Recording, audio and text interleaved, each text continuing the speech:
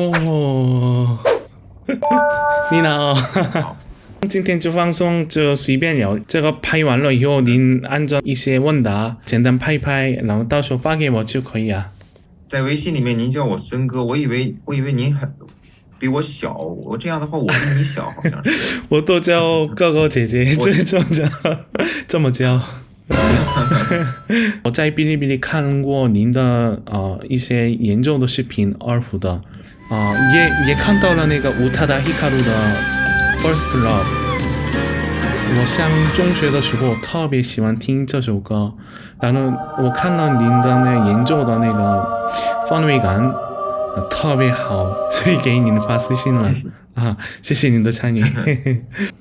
我在这里首先嗯我也非常感谢那嗯，个能收到就是你的频道的邀请，然后今天就是说我也非常开心，然后今嗯天跟您就是说在视频里面这样我们这样聊一聊啊。啊对，我初中高中的时候，因为我身边有一个最好的朋友是一个韩国人，是吗？然后哦，他给我介绍了，对，他给我嗯介绍了很多韩国的流行歌曲，然后我那个时候接啊触了韩国的流行音乐之后，其实嗯我非常非常喜欢嗯韩国的音乐，然后哦。甚至我还会唱一些，但是比较害羞，我就不唱了。今天，好啊，那这样吧，好，您后续的那个3个研究视频嘛，那个您想过嗯，吗？就是如果在插图发布3个研究视频的话，您希望发布哪个音乐？对，我有想过，我有想过一首中国的曲子，就是那首有一嗯首《雨碎江南》，我不知道你有没有我看到过，听过，然后一首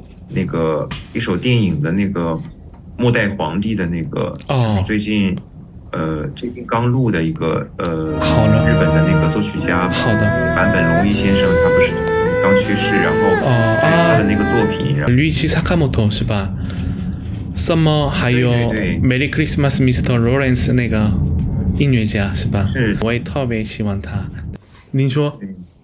有那个，如果有机会的话，真的是如果能在北京见面的话，那就太好了。带您去北京的那个好玩的地方，好吃的地方。好，我给您介绍北京，好的，我们随时在微信非常联系非常感谢您邀请我，您别客我很气，荣幸今天能过来参加对插图的这个 interview，也荣幸见到您。好的，谢谢，再见啊，好，那再今天好，再见，见。嗯。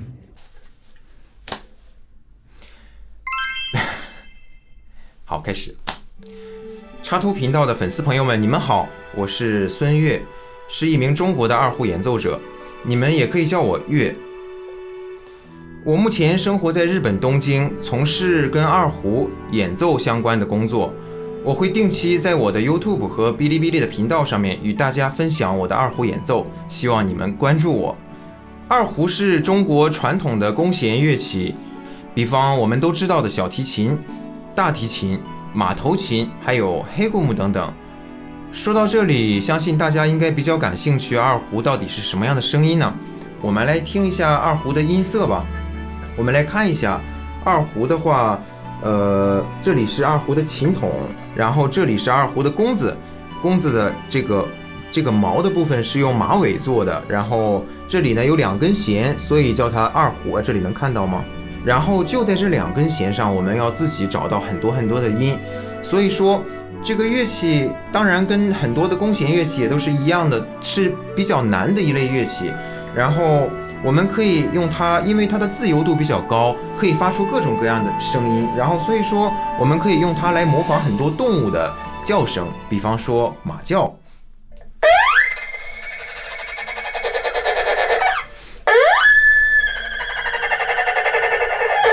比方说鸟叫。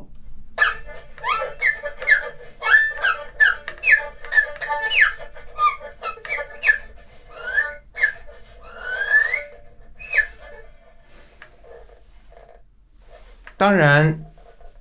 这个乐器并不是专门用来模仿动物的叫声的一个乐器，它也可以演奏出正常的其他乐器的那种乐音，但是需要我们自己来找这个音。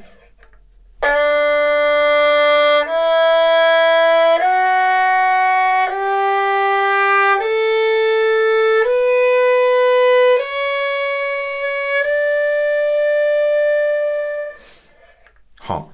那二胡的话适合演奏什么样的乐曲呢？弓弦乐器的话，因为它的声音自由度，它的这个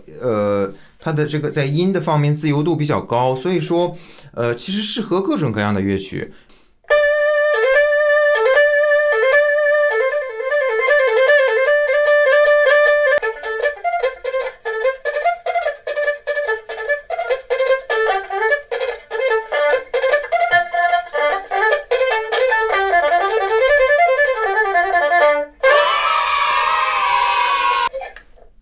第一次真正的接触二胡是在我妈妈的建议下，在我6岁的时候，刚开始算是半推半就就学起了二胡。因为我其实最开始我是想学踢球的。7岁那年，我所在的小学开设了二胡的课外艺术班，然后也请到了我们当地的二胡老师，他也是我二胡真正意义上的启蒙老师。然后我的音乐人生就是从这里开始。这一次一学就是26年其实我并不是最一开始就决定要来日本工作的。其实学生时期我就一直喜欢日本的音乐，然后对日本的文化也很感兴趣。大学刚毕业的时候，然后音乐这方面的工作比较少，加上我的第一志愿是考乐团，觉得机会不等人嘛，然后所以心里也很着急，并没有来得及毕业旅行，我就开始面试找工作了。当时我联系到了浙江省歌舞团民乐团的团长，那个时候他们并没有招人的公告，然后我就请求能不能给我一个面试的机会。当时团长答应了让我拿琴去面试。我听到这个消息，然后立马买了火车票就到了杭州。很幸运的是，我也通过了那次面试，得到了进团实习的机会。因为杭州物价非常高嘛，然后所以我在参加团里的排练演出之外，还参加了还找到了一家杭州的琴行，教小朋友拉二胡。因为当时的生活虽然不能说是宽裕吧，但是因为年轻嘛，然后又是自己第一次靠自己赚钱养活自己，所以那段时间我觉得自己也挺充实的。但是就在这工作刚刚开始的这个第1年，我身体出现了问题。当时去医院检查，然后医生说要我做手术，然后就只能辞掉了当时的工作，然后回到了我的家乡山东烟台。手术加休养前后在家里住了有1年的时间吧，有1年多，对。然后在调养的那段时间，也很期待一种新的生活。以前我就一直很喜欢日本的音乐和文化嘛，然后当时就决定当是迟来的毕业旅行，然后去日本散散心旅游。然后那是2013年的春天，在日本总共待了有2个星期的时间。我当时接触到了日本当地的一些风土人情，然后看到了他们的一些待人处事的方式。我当时没想那么多呀，就觉得很喜欢这个地方，就是觉得这个地方我很适合我。在日本这些年有很多的小故事啊，然后我很想跟大家分享，但是今天因为时间的问题嘛，我就在这里跟大家分享一段印象比较深的经历啊。我来日本之后，第一份正式工作是在日本的一家大型的音乐教室做讲师，几百位老师，他们大部分都是日本人。然后因为当时我来日本不久，然后日语也不好，所以起初我没有什么自信。但是想想我来这里嘛，就是为了锻炼自己嘛，然后就硬着头皮试试呗。不知道的词就查字典，就把那个平假名也一起记在笔记本里面，密密麻麻的。然后这样子坚持了大概1年左右吧。然后后来公司做活动，说要嘉奖这个开出这个新制度之后入会业绩优秀的讲师。但是没想到公布结果的时候，我是那个这个教室的全日本校区的入会率第1名。那段时间真的是在语言表达方面，然后和对说日语的自信的方面得到了很多的锻炼，是对我来说也是一个也是一段很宝贵的一个成长的一个时期吧。等一下我想一下啊。